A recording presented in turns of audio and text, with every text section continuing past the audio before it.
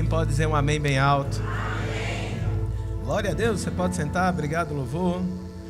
Deus é bom demais. Bom, aqueles que vieram porque vieram, muito obrigado porque você está aqui.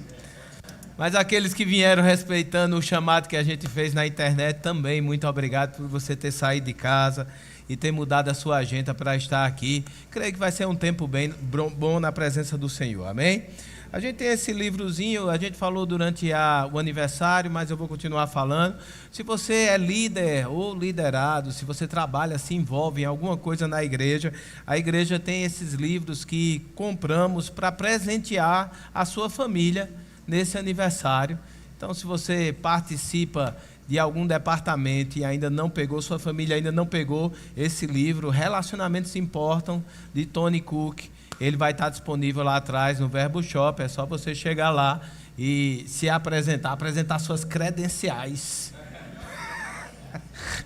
As credenciais boa viagenenses, né, verbianas, que você trabalha aqui em algum departamento e a sua família. É um livro por família, porque a gente acredita que dá para você dividir dentro de casa, né? Um livro, e esse aí é pequenininho, você lê rapidamente, por mais devagar que você seja, vai dizer 15 dias, né? Então você consegue ler esse livro, vai ser bênção demais e vai abençoar a sua família grandemente. Deus tem falado e comunicado ao nosso coração a respeito de tempos e estações. A gente entende que os tempos foram criados por Ele. Deus é atemporal, Ele está fora do tempo, Ele não participa do tempo. Ele se submete ao tempo por causa de nós, porque nós somos temporais. Nós somos dependentes do tempo. Uma das maneiras de endoidar um homem conhecidas, né, é colocar ele dentro de um lugar fechado, escuro, que ele perca a noção de dia e de noite, e ele começa a ficar alienado, ele começa a perder a noção da realidade, a noção de quem ele é, porque nós, como criaturas, fomos criados em tempo, espaço, né, e matéria. Nós dependemos dessas três atuações para a gente poder atuar. Agora, apesar de Deus, sendo o Criador, não se submeter, não precisar do tempo, Ele se submete ao tempo por causa de nós, porque a vontade dele é perfeita para nós e completa, mas ele espera o nosso amadurecimento para a gente poder vivenciar coisas que ele tem para nós. O melhor exemplo disso é dos nossos filhos. Eu, por mim, eu dava um carro para a Luísa, Sofia e para Eduardo. Mas se eu fizesse isso, não ia ser proveitoso. Por quê? Porque eles ainda são pequenos demais, eles não são maduros, eles podem até aprender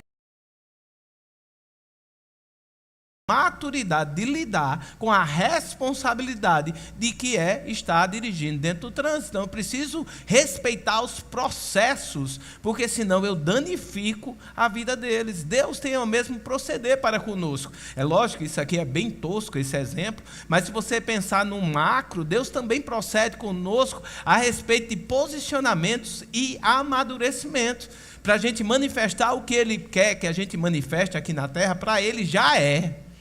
A gente não vai convencer Deus a respeito daquilo que Ele tem para nós. Você não precisa estar dentro de um processo de convencimento de Deus, mas a vida de oração de muito crente é um eterno convencimento que você merece. Parece a lista de Papai Noel, aproveitando que a gente está em dezembro, a gente manda, estamos perto de dezembro, parece que a gente está fazendo a nossa lista para Deus como a lista de Papai Noel. Eu fui bonzinho esse ano, eu mereço. E dentro dessa questão, não é uma questão de merecimento, porque Ele já decidiu antes de a gente merecer. É uma questão de maturidade e posicionamento. Quando a gente estiver posicionado dentro de uma questão madura, Deus entenda que a gente tem a capacidade de administrar, Deus começa a liberar tempos e estações diferentes. Foi muito falado nessa igreja a respeito de tempos favoráveis, o aniversário inteiro. Se você não estava aqui num dia, eu recomendo você escutar todos os dias. É uma construção, parece que foi Deus arquiteta as coisas de uma maneira perfeita. As ministrações se encaixam. Elas foram feitas independentes, até alguns ministros só vieram para pregar naquele dia, tirando Jason, que ficou quase todos os dias. Não, Jason veio no sábado e ficou o final de semana, todos os outros vieram, e a gente? Uau. Não tira a gente da parada, eu e a galega, que por sinal está mais galega do que o normal, vocês perceberam? ela entrou ali no gabinete, eu estava ali na parte final e tinha uma luz contrária e a camisa dela é dourada, que juntou com o cabelo. Eu disse, pronto, é o leão da tribo de Judá, a face tá toda brilhando no dourado, meu Deus do céu, mas a parte. Então, tirando eu e Cláudia, que a gente estava em todos os dias, os ministros vieram pontualmente, mas cada ministração se encaixa dentro de uma mensagem importante para nós, como igreja, vivenciarmos desse ano. Mas, gente, não existe igreja parede é o local. Igreja somos nós. É lógico que a gente se reúne no local, é lógico que a gente se identifica, é lógico que aqui em Boa Viagem é o lugar que a gente se encontra, mas quando a gente se encontra é que a coisa começa. Quando você sai daqui é um prédio muito bom, e a gente sempre vai investir nesse prédio, a gente vai crescer. Eu não quero receber você no deserto, no chão batido, eu quero receber você bem, e a gente vai continuar investindo para receber você e sua família bem, mas só tem vida quando você está aqui. Porque a vida que você carrega por dentro manifesta nessa união. Então aquilo que é profetizado para a igreja e instituição se manifesta nas nossas vidas de família, nas nossas casas, no nosso lar. E quando se fala de tempos favoráveis, ele está falando sim, tempos favoráveis para o crescimento físico da estrutura da igreja, mas primordialmente tempo favorável para você vivenciar coisas em Deus que você deseja de muito tempo. Existe um favor, um fluir, um vento favorável para nós, e a gente precisa saber identificar tempos e estações. Se você aprende a identificar tempos e estações, você começa a fluir junto com a vontade de Deus, dentro do contexto daquilo que Ele quer. Vamos entender cada coisa. Foi profetizado algo para a gente precisa extrair o melhor dessa profecia. Em 2 Pedro, no capítulo 1, no verso 20, vamos ler Bíblia até dizer baixo. Você gosta da sua Bíblia? Você trouxe ela aí? Você é rápido de Bíblia? Eu vou fazer um concurso nessa igreja, Andresa contra todos, porque a bicha é boa de Bíblia, viu? Pense, e ela se alegra nisso daí. Aí a gente vai fazer ela contra 20, né? Contra 20 leitores. Vamos fazer isso com os adolescentes, para os adolescentes verem o que é uma pessoa boa de Bíblia, assim, de rápida, e sabe onde é que está tudo. Isso é uma potência, ela.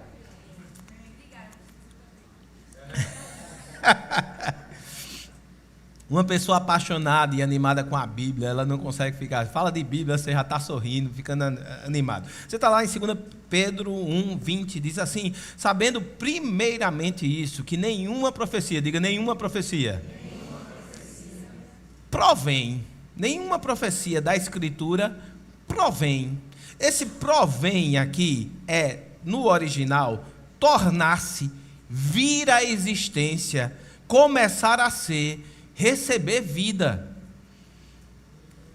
Olha só, nenhuma profecia da Escritura provém, ou ela começa a ser, ou ela torna-se, ou ela toma vida de particular elucidação, porque nunca jamais qualquer profecia foi dada por vontade humana. Entretanto, homens santos falaram da parte de Deus, movidos pelo Espírito Santo.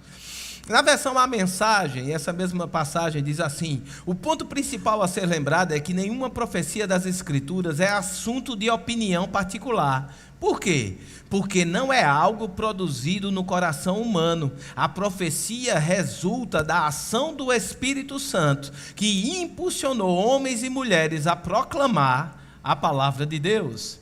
Na versão A Paixão, que você não vai ter aqui para ler, diz assim: você deve entender isso desde o início. A interpretação da profecia das Escrituras requer o Espírito Santo, pois não se origina da própria imaginação de alguém. Nenhuma profecia verdadeira vem da iniciativa humana, mas é inspirada pelo mover do Espírito Santo sobre aqueles que falaram a mensagem que veio de Deus. Então a grande chave da gente entender o profético é saber que a chave de compreensão do profético está intimamente relacionada ao Espírito Santo. Sem o Espírito Santo, nós não conseguimos perceber os tempos e as estações favoráveis. A gente é dependente do Espírito Santo para perceber o profético. O profético, quando ele é liberado, quem não gosta aqui de receber uma palavra profética?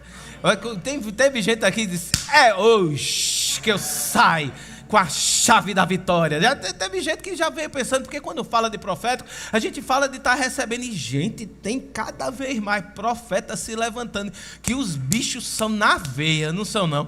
Os cabas olham assim, não é que ele diz o passado, ele diz onde a gente está e para onde Deus quer que a gente vá, e a gente olha assim e faz, vixe, a casa estava comigo na minha câmara de oração, enquanto eu estava lá.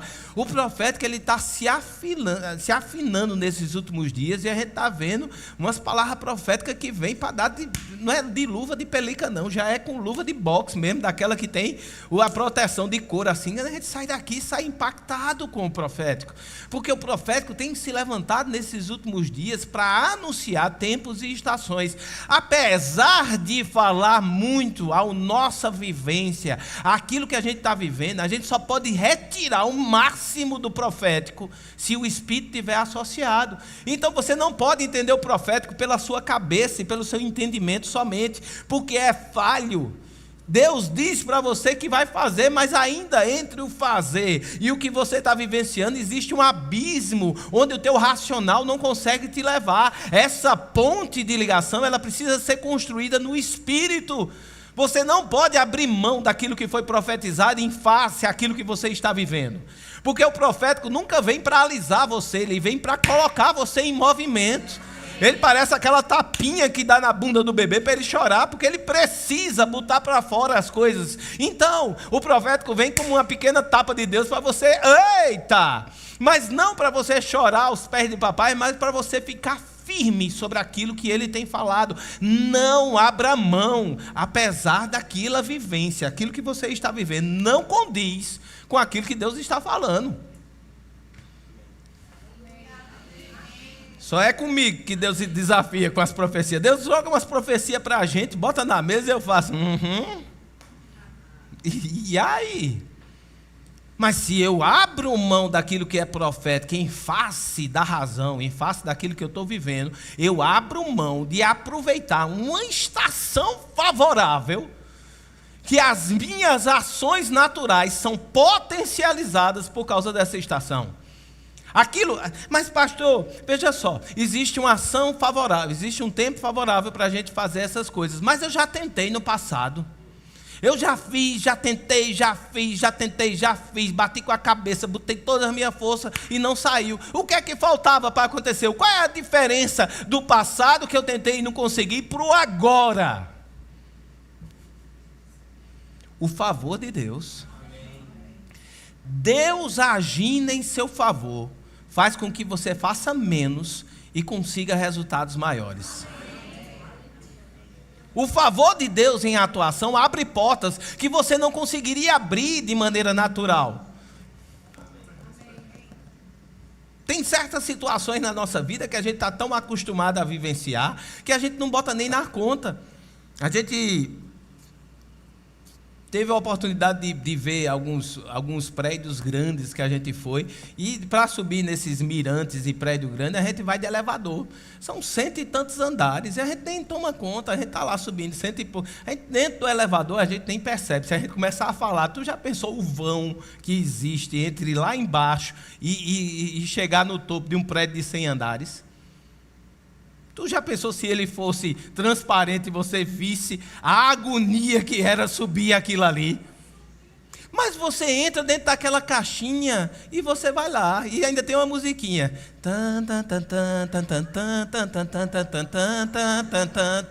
Porque música de elevador é tudo assim. A musiquinha e você lá. Opa, segura que eu sou crente. Com muito louvor. Você está dentro do elevador, não sabe o que está acontecendo, e você só sai naquele alto lá e pensa que nada aconteceu. Mas se no dia que você for para aquele mirante e dizer são 100 andares de escada, você sobe?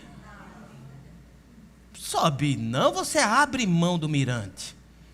Porque na força do seu braço ou das suas pernas, você sabe que você não vai chegar lá. Talvez um ou outro aqui mais afoito tente e chegue lá no 70º andar. Eu subir os 100 é dureza, vai ser para poucos, na força do braço. E se você subir 100 andares de escada, você não aproveita a vista. Não é verdade? Porque o ar é até rarefeito lá em cima, você vai ficar...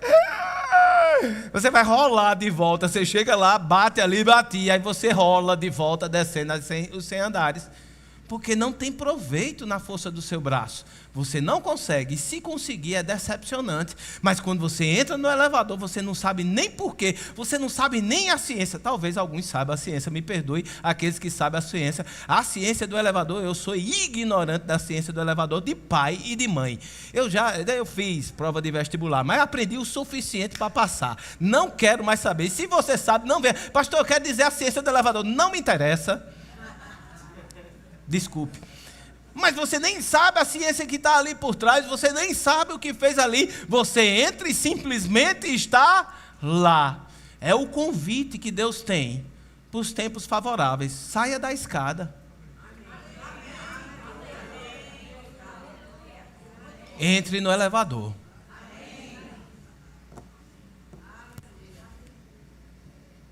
O que é que toca no elevador de Deus?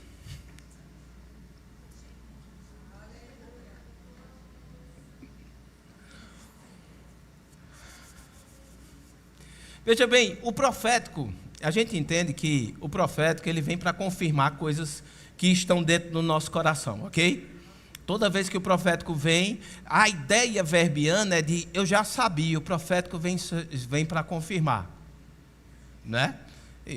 Certo, profético não nos guia mais, não é um profeta que vai nos guiar, não vá atrás dos profetas da igreja para guiar você, você é guiado pelo Espírito. Porém, o profético tem o poder de reorganizar coisas dentro de você. Eu gosto da ideia das pecinhas de Lego, ok? As pecinhas de Lego, eu vou estourar esse tempo. As pecinhas de Lego, quando você compra na caixa, vem uma coisa muito linda. A primeira coisa que a gente comprou para Eduardo, de Lego, era não sei se era um carrinho espacial, era alguma coisa. Na caixa estava um negócio muito lindo. Quando eu abri, gente, é desesperador. É um bocado de pecinha pequena e tudo tem que ser montada na sua determinada fase. Se você pular qualquer fase, qualquer pecinha daquela, lá na frente você não consegue encaixar o grande. E tem que desmontar tudo e voltar para aquele princípio que foi. É desesperador. Eu não gosto de montar coisa, apesar de ser ortopedista, de botar placa e montar osso, é completamente diferente dentro de casa. Eu não boto um prego na parede para pendurar um quadro, que eu acho, não é verdade? Ela compra... E eu amo quando ela compra coisa que diz, não, eu trouxe para montar em casa. Eu faço, que? Para mim é um sofrimento isso daí. Mas entenda, aquela foto da caixa é exatamente que aquelas peças vão virar. Desde que você faça o processo da maneira correta. Às vezes a gente está com um bocado de pressa de Lego dentro. Fragmentos da vontade de Deus para a nossa vida. Você não entende por quê, mas você gosta de uma excelência fora do comum. Não faz parte nem da sua vida agora, mas você é excelente. Mas quem disse que para excelente precisa ser de dinheiro para ser excelente? Você pode ter o chão batido mais excelente dentro da sua casa, ou ter o chão no quê?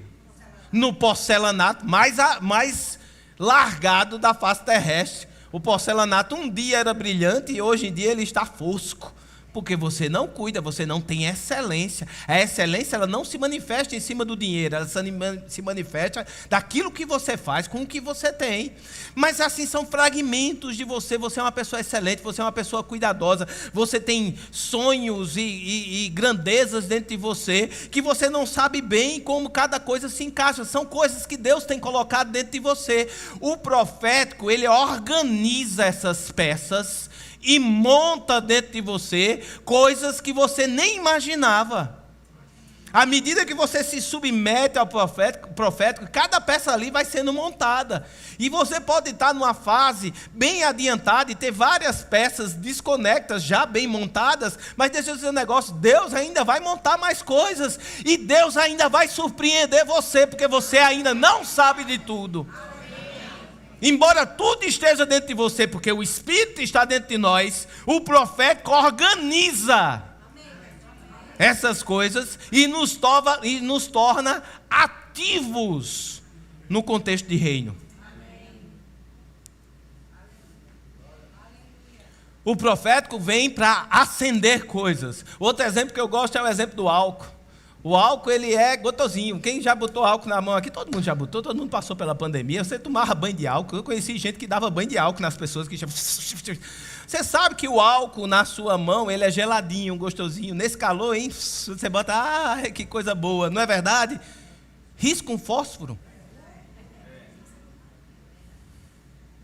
Muda completamente a natureza do álcool. Aquilo que era geladinho, gotosinho, lhe queima profundamente. Então tem coisas dentro de você que é como o álcool, que a faísca do profético vai acender. E no profético você se desconhece. Saul, quando encontra o profético, ele sobe, um pastor de ovelha que se considerava o menor, mas o profeta diz, faz o que a ocasião pedir, e ele profetiza no meio dos profetas, dança, toca na fogueira, e desce de lá, rei. Você pode estar se sentindo pastor, mas quando você se submete ao profético, Deus muda coisas por dentro e você começa a ver reinado, grandeza dentro de você. Não se ache pequeno, e se você acha, meu amigo, significa que você está precisando se expor um pouco mais. Se exponha um pouco mais à fagulha, à faísca que vai acender coisas dentro de você, porque o seu Deus não é pequeno. Deus tem grandeza dentro dele e ele mora dentro de você, não tem como. É uma desconexão você pensar pequeno, possuindo um Deus grandioso dentro de você. Grandeza faz parte do nosso dia a dia. Acorde pensando em grandeza, mas eu não consigo, porque a realidade da minha vida não permite eu pensar grande. Se exponha ao profético e deixe o Espírito Santo acender planos e propósitos na sua vida. Vamos deixar de ser definidos pela pequenez que nos arrodeia. Porque se você pensar direito, a pequenez está ao nosso redor. A grandeza está dentro, meu irmão.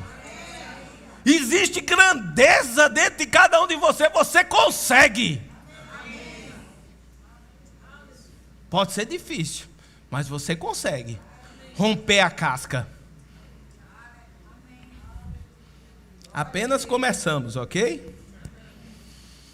Eclesiastes 3:1 fala sobre tempos. Eclesiastes 3:1, vamos ser rápido aí. Eu vou passar alguns textos um pouco mais rápido, ok? Tudo tem o seu tempo determinado. Diga tudo. Há tempo para todo propósito debaixo da terra. Salmos 90:12. Deus nos diz que existe tempo. E Ele nos dá uma chave. Salmos 90:12. Ensina-nos a contar os nossos dias, para que alcancemos coração.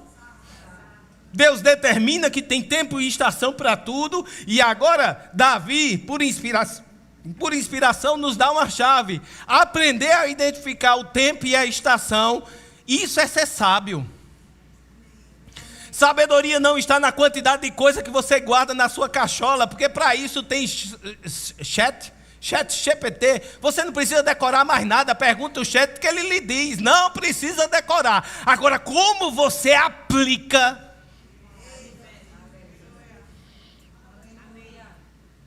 Eu estava na academia uma vez e eu detesto a academia.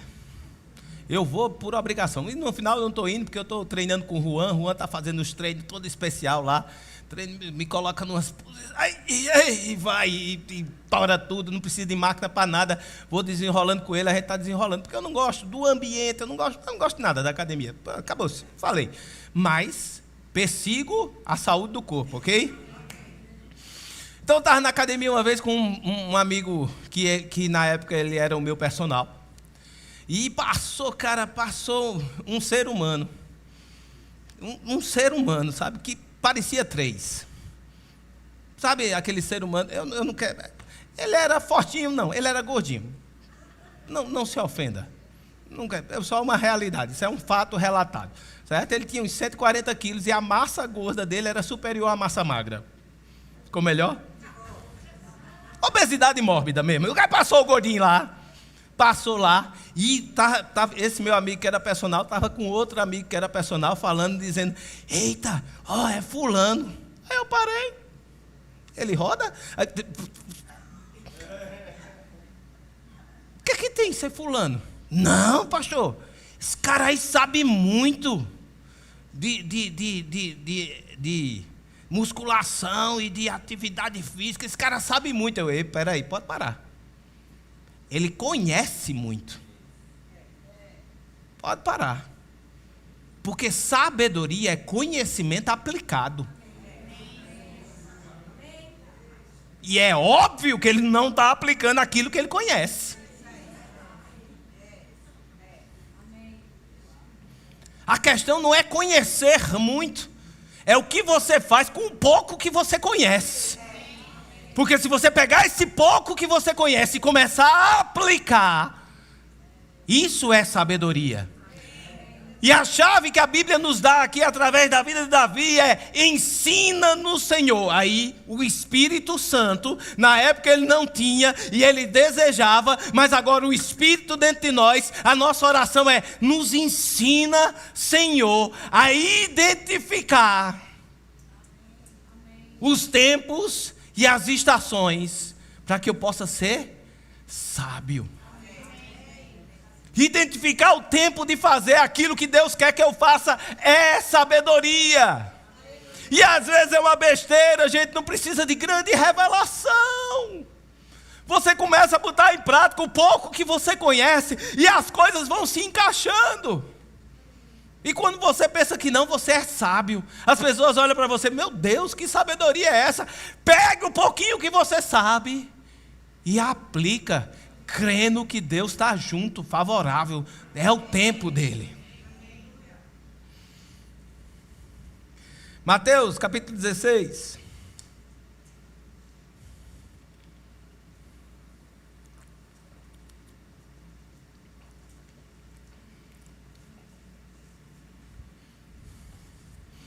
Chega os saduceus, chega os fariseus, esse aí é a nata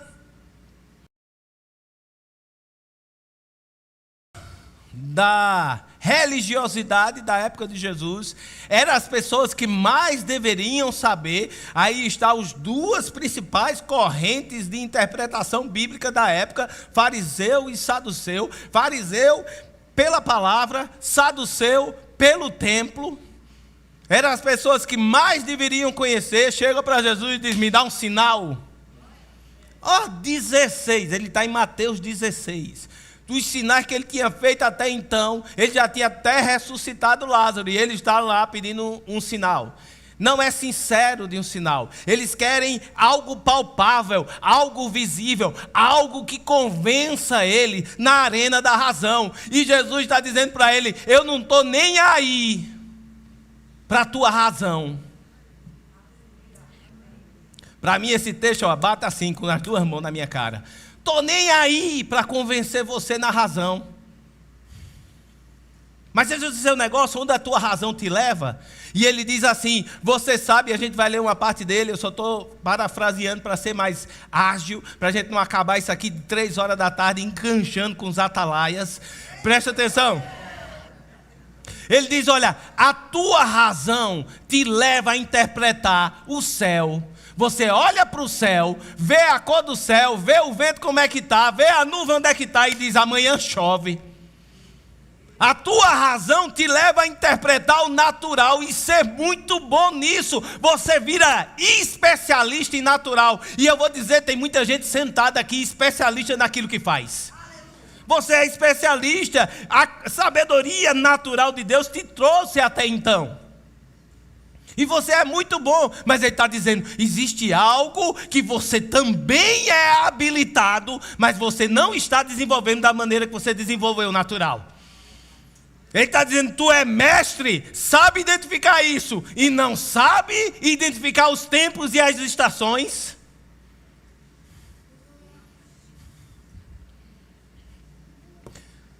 Verso 3, e pela manhã hoje haverá tempestade, porque o céu está vermelho e sombrio. Sabeis, na verdade, discernir o aspecto do céu, e não podeis discernir o sinal dos tempos. E para essa geração que sabe identificar e ser especialista no natural, mas é incapaz de perceber o mover de Deus, ele diz: geração má e adúltera. Esse mal é inimigo de Deus, adúltero, infiel. Você tem o que tem e não consegue identificar. Você tem a palavra, você tem o profético. Jesus diz: você tem os meus atos. E a gente tem um quê a mais? A gente tem um espírito dentro.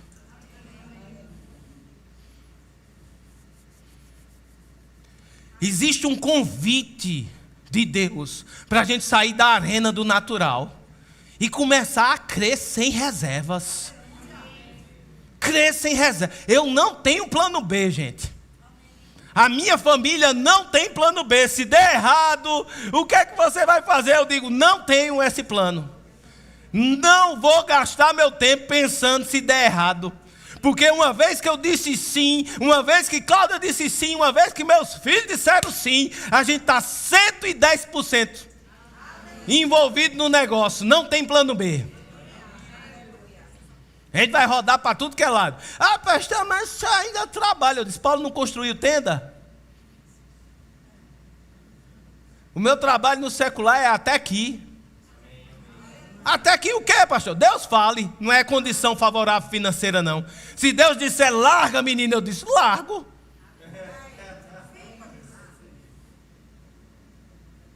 Com a mesma condição que a gente já largou tantas outras coisas. Mas escolher por Deus nunca é perda. Nunca você vai perder. Nunca você vai perder. Os fariseus, os saduceus eram especialistas no natural. E a doutrina dele estava contaminada com essa dependência do natural, sempre ajustada para satisfazer a mente natural deles. Porque se o mesmo Jesus que veio na manjedoura, filho de um carpinteiro, que estava ali com os discípulos, tivesse descido com o céu rasgado, ou tivesse chegado com coroa, com cavalo e cavaleiro, com poder e glória, como ele é,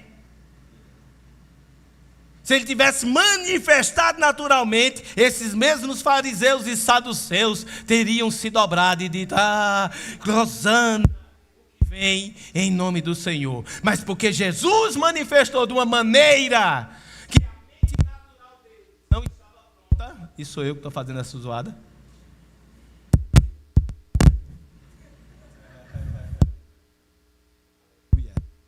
Meu Deus.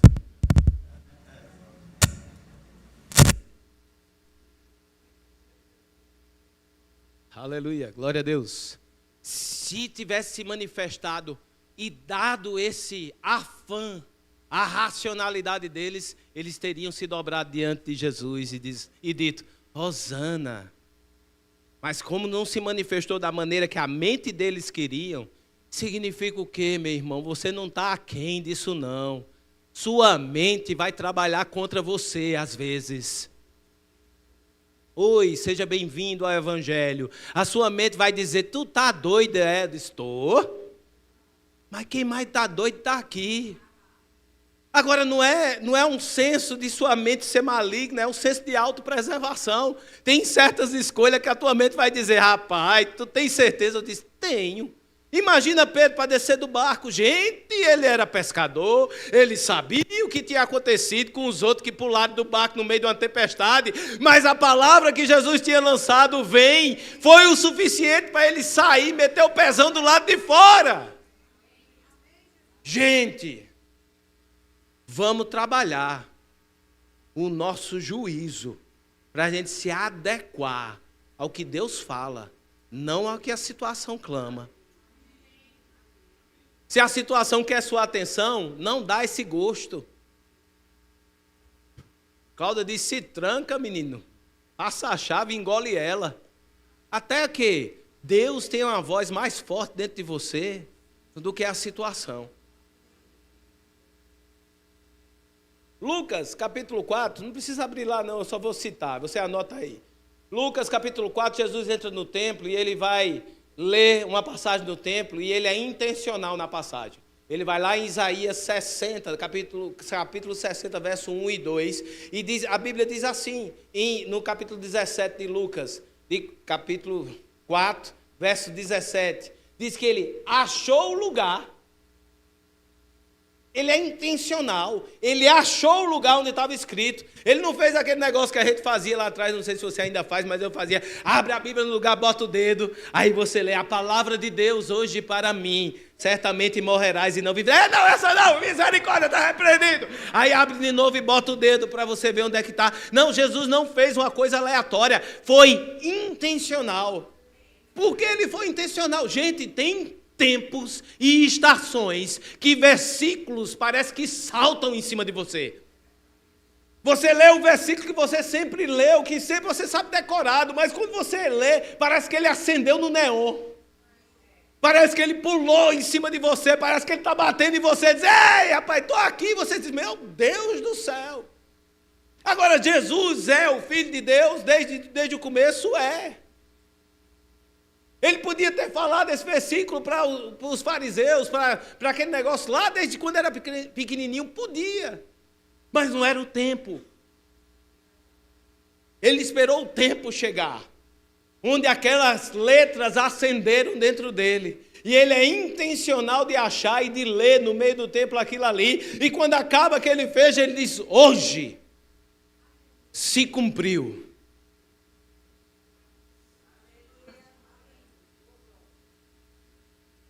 Certeza por dentro do Espírito, que hoje se cumpre promessas que Deus fez para você, meu irmão. Mas pastor, eu não estou vendo, Deus ainda não fez. Não, Deus já fez. Essa que a gente precisa entender, a parte dele já está feita. E se já acende para você agora, chegou o tempo de você dizer, hoje se cumpre aquilo que ele falou para mim. É uma questão de posicionamento, meu irmão.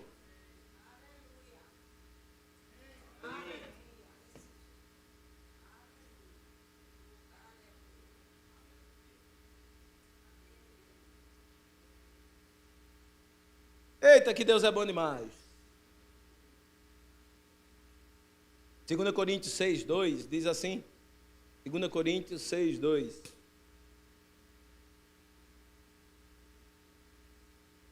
Porque ele diz, eu te ouvi no tempo da oportunidade e te socorri no dia da salvação. Eis agora o tempo sobremodo oportuno, eis agora o dia da salvação. Aqui a gente tem uma janela de tempo absurda entre Jesus e o que Paulo escreve. Mas aquilo que foi estabelecido por Cristo ainda está valendo para o tempo de Paulo. O tempo é hoje, gente. Aquilo que Deus assente para você, existe algo favorável que permanece para você continuar agindo. Não é um senso de faz agora. Não é um negócio de dizer assim, pula, e você pula. Acabou-se, passou o momento. Não, é uma estação. Onde você continua pulando. Até quando? Até ele mandar parar de pular. Eu sei que é um exemplo ridículo, mas eu não consigo pensar em outra coisa mais prática.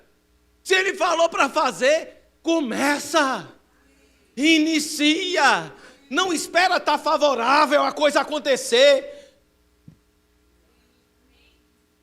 Eu e minha casa estamos vivendo uma estação de generosidade extravagante. Vou dizer isso para você. Para que você está dizendo isso? Para quando a gente começar a manifestar a colheita, você não dizer, eita, tá vendo, pastor? Chegou aqui meio que puxando a cachorrinha. Olha como é que tá. Esse negócio de igreja é bom, né? Para você já saber, meu irmão, que a gente está dentro de um processo de semeadura extrema. A gente abraçou a ideia e estamos fazendo com força. Deus fala, a gente faz. Ah, pastor, você está avisando a colheita? Estou não, a colheita ela é inevitável. Eu estou obedecendo a comandos e Deus comandou. Deus disse, semeie com força. E a gente está semeando. Ah, então você está vivendo uma vida bem assim, xoxinha. Não, a terceira vez que a gente vai para os Estados Unidos nesse ano. Me explica como é que faz isso. Porque lá no passado eu só ia programando com 1 ano de antecedência. E a gente vai agora, amanhã. Fica feliz, fica feliz, fica feliz. Amanhã a gente está indo de novo. E deixa eu dizer mais, pregar. Deixa eu dizer mais aonde? Em Nova York.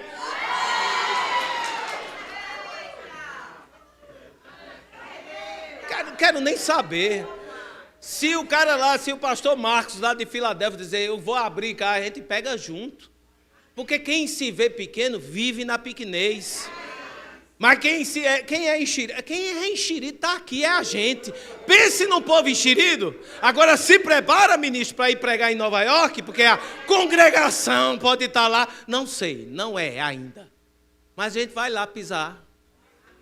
E aí, meu irmão, se Deus quer fazer, mas é em dólar, vezes 5, eu vivo em dólar faz um tempo. São 5 meninos lá em casa, tudo eu multiplico por 5. Estou acostumado a viver em dólar.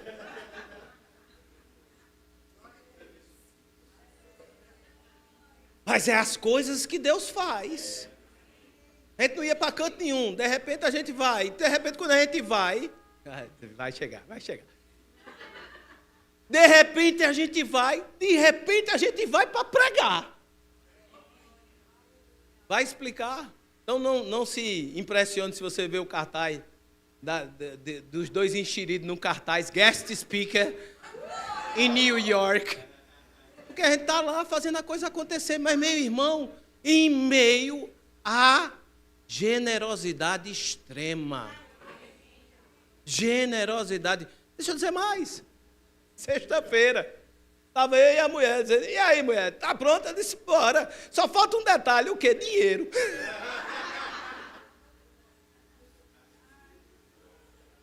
Janelas favoráveis, ok? Favoráveis. Sexta-feira. Falta o quê? Dinheiro. Para sexta-feira, para domingo, é hoje. Quanto já tem? $1.200. Tu quer me explicar? Não sei explicar. Não sei. É Deus? Ah, pastor, o senhor recebeu o 13º salário. Recebi 13º salário. A igreja me pagou o 13º. Mas o 13º foi para cobrir outra coisa. Tu sabia que tem coisas que a gente precisa pagar? E simplesmente Deus provê de outro lado. Se posicione dentro daquilo que Deus falou. Pastor, isso é resultado de quê? De generosidade. Isso é resultado que a gente resolveu entrar numa extravagância fora do comum, que a gente nunca viveu. E a gente vai fazer mais, porque o tempo ainda é de generosidade. E coisas vão acontecer. Por quê? A gente pensa, para ser generoso, eu preciso estar confortável. Eu preciso ter muito dinheiro, aí eu sou generoso, eu vou dar. A Bíblia chama isso de sobra. E que ricos depositavam grandes quantias do que lhes sobrava. Deixa eu dizer um negócio, a gente está no tempo de generosidade, que cada coisa que a gente está dando, a gente sente.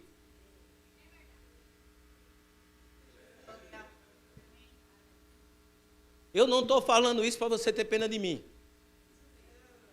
Eu estou falando isso como um exemplo a ser vivido dentro dessa igreja.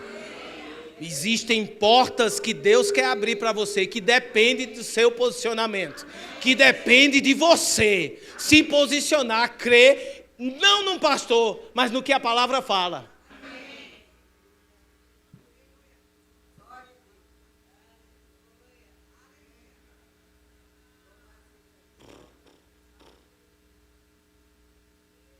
Deus abre janelas de oportunidades. Está associado ao profético. São coisas que aparecem para a gente entrar e que a gente olha assim, como é que eu conheço que é uma janela de oportunidade que Deus me deu? Primeiro, vem para você, é um convite para você. Número 1. Segundo, para você se posicionar, você precisa romper com algo. Nunca é fácil. A janela de oportunidade que Deus abre nunca é fácil, sempre vem com, mas tem isso.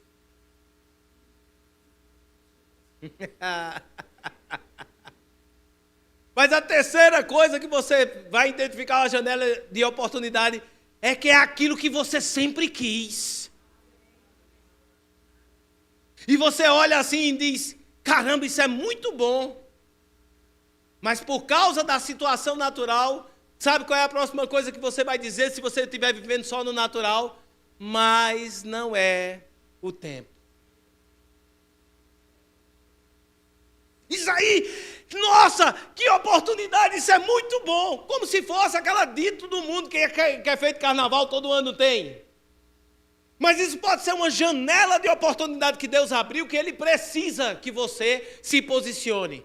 E a sua posição é sacrificar alguma coisa. Não estou falando de dinheiro, não estou falando de filho. Eu estou falando um posicionamento que vai cortar na carne. Porque se você for no natural, a janela de oportunidade parece que é uma coisa muito boa, mas não é o tempo. E você está definindo o tempo pelas coisas naturais, pela sua situação natural. Queria chamar o grupo de louvor já para fingir que eu estou acabando. Fingir não, gente, a gente está perto, estou só brincando. Momentos em que janelas proféticas de oportunidade são momentos que coisas acontecem e parecem aleatórias e coincidências, mas na verdade fazem parte direta do plano de Deus para nós. Eu vou colocar essas anotações disponíveis para a gente no grupo lá, certo? Essas janelas são reconhecidas pelos desafios que as acompanham. Sempre existe a necessidade de um posicionamento que vai nos tirar da zona de conforto.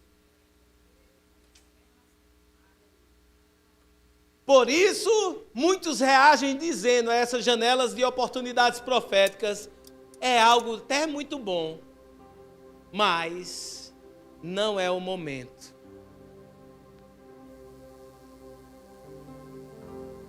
Eu consigo dar 2 exemplos, e os 2 estão em Lucas, de situações bíblicas que janelas de oportunidades foram apresentadas. O primeiro aconteceu com Mateus, que em Lucas chama ele de Levi. E diz assim, em Lucas 5, 27 e 28, passadas essas coisas, saiu e viu um publicano chamado Levi. A gente identifica que esse Levi é Mateus, porque Mateus no livro dele diz, sou eu. Deixa de onda, Lucas. Lucas nem estava lá, né? Lucas relatou depois. E diz assim, um publicano chamado Levi, assentado à coletoria, e disse-lhe, segue-me. Um cobrador de impostos, ele vivia dentro das condições de um romano. Ele tinha casa diferenciada, ele tinha salário diferenciado, ele poderia ser considerado no meio daqueles que eram seus como rico. Tinha uma má reputação, porque era visto como um traidor, mas financeiramente ele estava bem. Esse segue-me de Jesus não é desprovido de nada, é simplesmente dizer, larga tudo e vem. Larga a segurança da tua vida, larga o andar nessa tua sabedoria própria e me segue.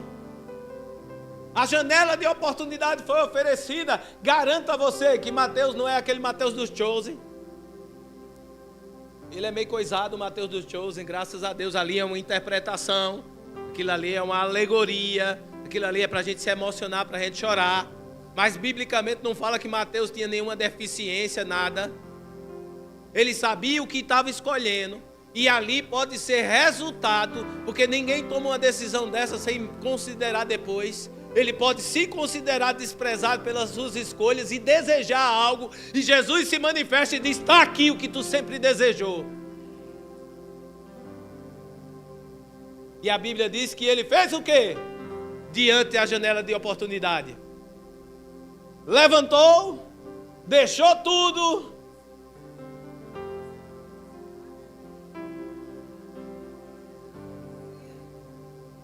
A janela de oportunidade apareceu, tinha sim suas dificuldades, tinha sim algo que ele precisava se posicionar para abrir mão, tirou ele sim da janela de conforto, do seu lugar, da sua zona de conforto, mas ele caiu dentro.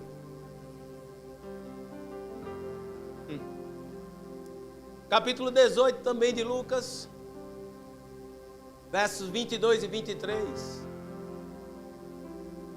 Um jovem se apresenta para Jesus. Esse jovem já se considerando diferente de Mateus. Ele achava-se merecedor.